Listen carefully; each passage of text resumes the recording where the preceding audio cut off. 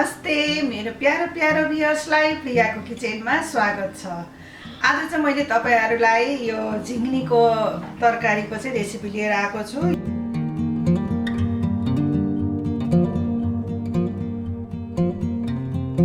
यो गर्मी महिनामा खानु एकदमै राम्रो हो है। यसमा पानी बढी हुन्छ, त्यसले गर्दाखेरि हाम्रो हेल्थको लागि पनि राम्रो हो। ग्रीन भेजिटेबल अब खानु त सबैलाई राम्रो हो, सबैलाई थाहा छँदैछ हैन। र मिठो पनि हुन्छ यो। र यसमा मैले मिलाउनको लागि एउटा आलु लिएको छु। यो दुईटा झिङ्गनी हो, यो अलि लामो लामो थियो, यसरी यो दुईटा झिङ्गनी हो। अब सुरुमा चाहिँ हामीले यो झिङ्गनीलाई चाहिँ ताछ्नु पर्छ। म चाहिँ यो जुन सारो सारो भाग छ यसमा मात्रै ताछ्छु है, अरु चाहिँ म ग्रीन राख्छु नै। त्यसरी पकाउँदा पनि एकदमै मिठो हुन्छ। यो झिङ्गनीलाई पुरा ताछ्नु पर्दैन। अब यसलाई ताछौँ है, यसरी ताछ्नु पर्छ। यसलाई चक्कुले पनि ताछ्नु भयो हुन्छ। यो हेर्दा छिपेको जस्तो लाग्छ तर पाक्छ। यो एकदमै राम्रो, यो बोक्रासहित खानु त अझ राम्रो हो नि हैन पेटको लागि। त्यसैले गर्दाखेरि म यो पुरै बोक्रा चाहिँ ताछ्दिनँ। तपाईहरुलाई यदि ताछ्नु मन पर्छ भने ताछेर खानु होला, नत्र नताछिकै नै यो एकदमै मिठो हुन्छ। अब सबै झिङ्गनीलाई यसै गरी सबै ताछ्छु र पखालेर काट्छु। झिङ्गनी चाहिँ सबै मैले यो ताछेर राखिसके। अब यो आलुलाई पनि ताछ्नु पर्छ। हामी त यसलाई अब झिङ्गनी भन्छौँ हैन। अब तपाईहरु के भन्नुहुन्छ, सबैको आफ्नो ठाउँको नाम छ। यस्तो झिङ्गनीमा चाहिँ यो सानो खाले पनि पाइन्छ हैन, सानो यत्रो सानो पनि हुन्छ। यो सबै थरीकै मिठो हुन्छ खाँदाखेरि। मैले यो आलुलाई पनि ताछिसके। अब यसलाई म पखालेर काट्छु।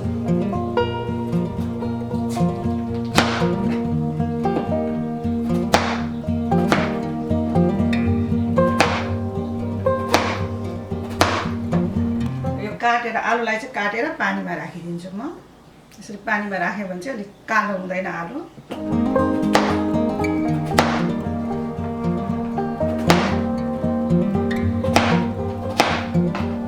झिङ्गनीलाई काट्छु। तपाईहरुलाई अब झिङ्गनी कसरी काट्नु मन लाग्छ, यसो लामो लामो गरेर काटे पनि हुन्छ, गोलो गोलो काटे पनि हुन्छ। म यसरी काट्दैछु हाफ गरेर।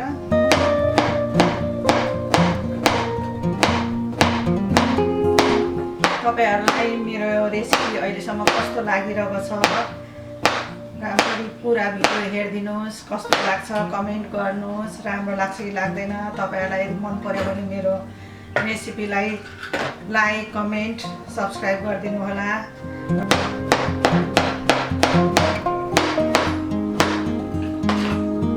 मैले यो सबै यो झिङ्गनी आलु काटेर राखिसकेँ। अब हिट अन गरेर अब कराईलाई तताउँ र हिटलाई मिडियममा राखौँ।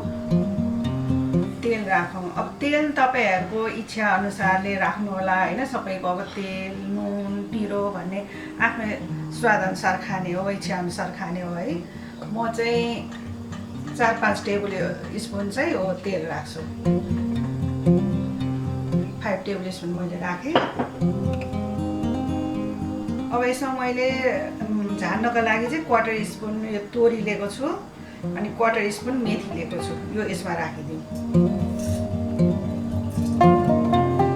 अनि यो एउटा तेजपात लिएको छु, यो पनि यसमा राखिदिउँ। यसमा चाहिँ तोरी अब क्र्याक हुँदैछ, मेथी पनि रातो रातो हुँदै आइरहेछ।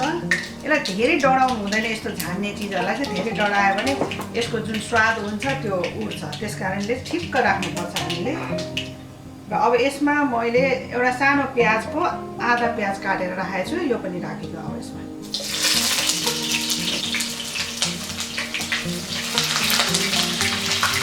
अब यो प्याज चाहिँ ब्राउन भएपछि अलिअलि ब्राउन पिङ्क जस्तो खालको कलर भएपछि चाहिँ यसमा हामीले लसुन र अदुवा राख्नुपर्ने हुन्छ।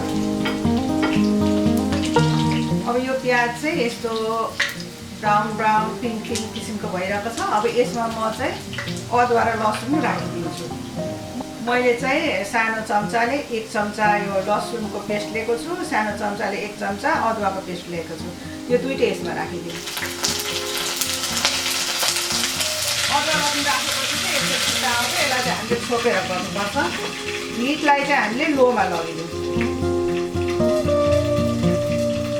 यो अदुवा लसुन हाल्दा चाहिँ एकदमै डर हुन्छ यो पड्किने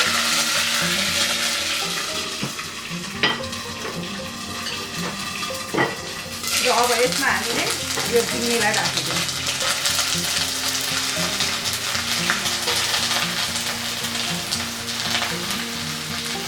र आलु पनि राखिदिउँ सँगसँगै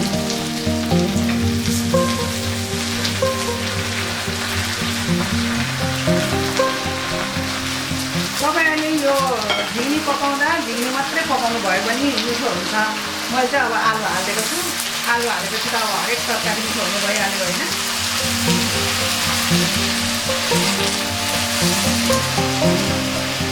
अब एकछिन हामी यसलाई चाहिँ 4-5 मिनट जति चाहिँ छोपेर पकाउँ लो हिटमै पकाउँ अब मैले यो छोपेर पकाएको पनि 5 मिनट भइसक्यो अब यसलाई चलाउँ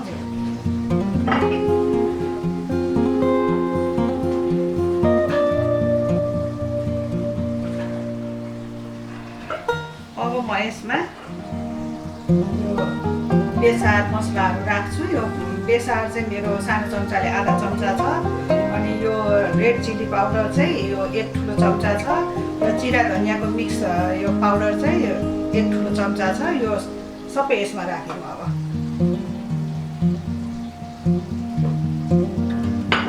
अनि फेरि मैले यसमा सानो चम्चाले 1 चम्चा चाहिँ यो चिली फ्लेक्स लिएको छु अनि यो एउटा हरियो ठुलो खोर्सानीलाई चाहिँ मैले त्यसलाई कुटेर लिएको छु क्रस गरेर लिएको छु यो पनि यसमा राखिदिन्छु अब नुन राख्छु म यसमा स्वाद अनुसार नुन राखौँ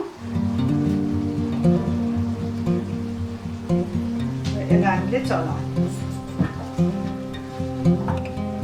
र एकछिन यो मसलाहरूलाई चाहिँ पकाउनको लागि चाहिँ हामीले यसलाई खुल्लै राखेर पकाउनु पर्छ एकछिन अब चाहिँ हिटलाई म यो मिडियम टु लोमा राख्छु र हामीले यो मैले मसला राखेर पकाएको पनि 2 मिनट भइसक्यो यसलाई चाहिँ हामीले बिचमा चलाउँदै पकाउनु पर्छ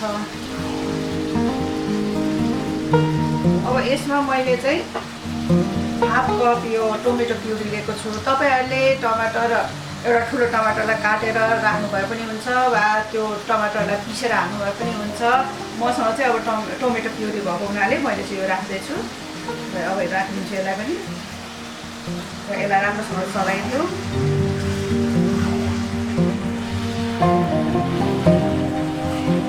र अब यसलाई हामीले फेरि छोपेर 2 मिनट पकाउँ अब 2 मिनट भइसक्यो मैले यो छोपेर पकाएको यसलाई चलाइदिउँ हेर्नु कस्तो राम्रो भएर आइरहेको छ तरकारी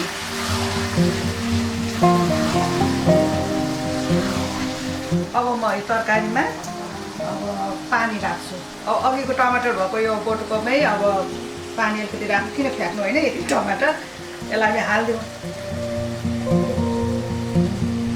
यसमा हाफ कप पानी राखेँ अझै म हाफ कप पानी राख्छु मैले 1 कप पानी राखेँ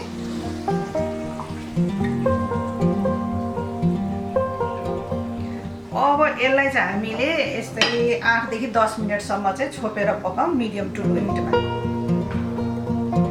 ल हामीले छोपेर तरकारी पकाएको पनि 8 मिनट भइसकेको छ अब यसलाई हेरौँ राम्रो भएको छ हेर्नुहोस् तरकारी एकदम राम्रो भएको छ केही आलुहरूलाई अलिकति यसरी थिचिदिनुहोस् अब यो तरकारी भइसकेको छ अब यसलाई म डिस आउट गर्छु है ल मेरो यो झिङ्गीको तरकारी तयार भइसक्यो हेर्नुहोस् कस्तो मिठो हुन्छ यो एकदम यो ग्रेभीवाला